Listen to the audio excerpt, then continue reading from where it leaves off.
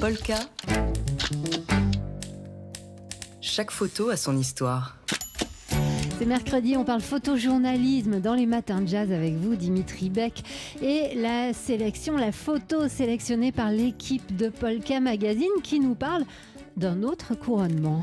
Celui du roi George VI, le 12 mai 1937 à Londres. Événement l'un des plus médiatisés de l'entre-deux-guerres, où lors les têtes couronnées attiraient déjà comme toujours. Alors ce 12 mai 1937, alors que tous les reporters du monde entier sont à l'affût du meilleur cliché du sacre du roi et de la reine consort, eh bien, il y a un homme qui tourne le dos à tout ça. Un Frenchie, Henri Cartier-Bresson himself, qui préfère tourner son objectif vers le peuple qui regarde les têtes couronnées passer. Un crime de lèse-majesté, me direz-vous? Une manière d'informer autrement, pourrait-on dire aussi. De cette journée exceptionnelle, donc, le photographe français très engagé à gauche et en commande pour le quotidien communiste Ce Soir ne capte pas que le spectacle de la foule des badauds massés sur le chemin du cortège dans la capitale britannique. Non, au lieu de la royauté, Cartier-Bresson s'intéresse à la loyauté des Britanniques à leur souverain. Le résultat est épique. Des portraits de regardeurs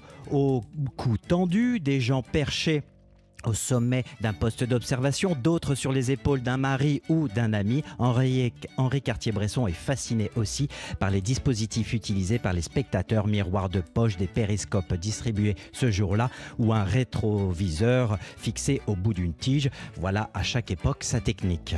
Et de toutes ces photos, parmi toutes ces photos, il y en a une qui est restée célèbre. Décalée et symptomatique du point de vue du photographe. Regardez voir, Laure. Il y a une foule solennelle d'hommes et de femmes assis et debout à Trafalgar Square, captivés par le passage du cortège royal. Un petit garçon, avec son impair et sa casquette, regarde fixement le photographe. Au pied du monument et des spectateurs massés, un homme est allongé confortablement sur un tapis de paperasse. Il dort. Est-il ivre-mort? Avait-il attendu trop longtemps et épuisé? Il s'est endormi? La légende ne le dit pas. Mais Paris Match à ce moment-là écrira « Le roi passe et il dort ».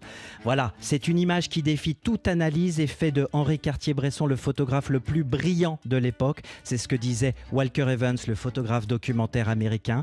La légende est factueuse, mais elle pourrait bien s'appeler « L'Angleterre gagne 18-11 ». Ça, c'est ce qu'il poursuivait avec ce petit commentaire. Donc, l'une des images fixes les plus drôles jamais réalisées, poursuivit-il, fixe parce qu'elle faisait penser à une scène de Chaplin. Voilà pour notre petit bonheur et pour la postérité. L'instant décisif signé Cartier-Bresson réside là, avec tout ce talent de génie dans cette image.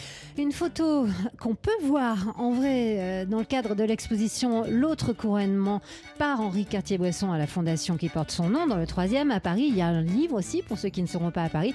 Et puis on peut la voir, cette photo, on peut la retrouver comme chaque semaine sur le site de Polka Magazine, assortie de la chronique de Dimitri Beck qu'on vient d'entendre.